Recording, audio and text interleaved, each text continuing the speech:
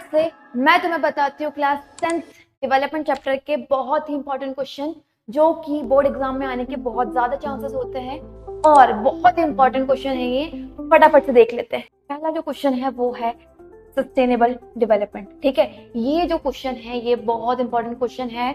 तुम्हारे ज्योग्राफी और इकोनॉमिक्स के 4 चैप्टर जो है उनमें ये टॉपिक है और ये कहीं ना कहीं से टपक ही जाता है। 1 मार्क्स में, 3 मार्क्स में या फिर 5 से 6 मार्क्स में ये क्वेश्चन जो है वो आता ही आता है। तो पहला जो क्वेश्चन है वो है what do you understand by sustainable development, और हमें बताना है कि किस तरीके से हम उसे अचीव कर सकते हैं। ठीक है, दूसरा जो क्वेश्चन है वो है व्हाट आर पब्लिक फैसिलिटीज। ठीक है, ये जो क्वेश्चन है ये तुम्हारे 2025 के सैंपल पेपर में आया हुआ है। ठीक है, अभी जो सैंपल पेपर है उसमें आया हुआ है और इसलिए ये क्वेश्चन जो है वो बहुत इंपॉर्टेंट हो जाता है। तो फटाफट से क्वेश्चन जो है वो प्रिपेयर कर लेना।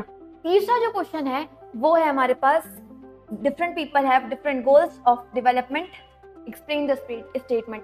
ये क्वेश्चन 5 से 6 बार जो आपके पेपर है उसमें पूछा गया है, तो इसकी इंपॉर्टेंस इसलिए बहुत ज्यादा बढ़ जाती है और इसके चांसेस बहुत ज्यादा होते हैं कि ये आ सकता है।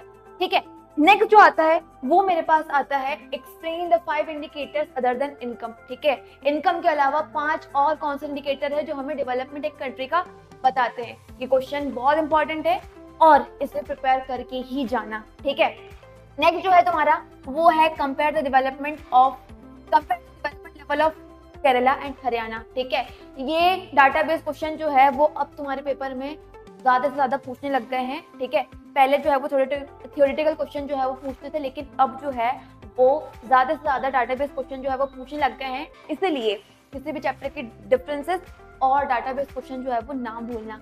लास्ट जो है वो है distinguish between world bank and UNDP. ठीक है, यूएनडीपी और साथ ही साथ वर्ल्ड बैंक जो है उन दोनों की डिफरेंसेस तुम्हें बताना है यहाँ पर, किस तरीके से जो है वो डेवलपमेंट एक कंट्री को घोषित करते हैं। ठीक, तो फटाफट से ये सारे क्वेश्चंस देख लेना और मुझे कमेंट्स में जरूर बताना क्या तुम्हें क्वेश्चन के आंसर आते हैं या नहीं। तब तक फटाफट से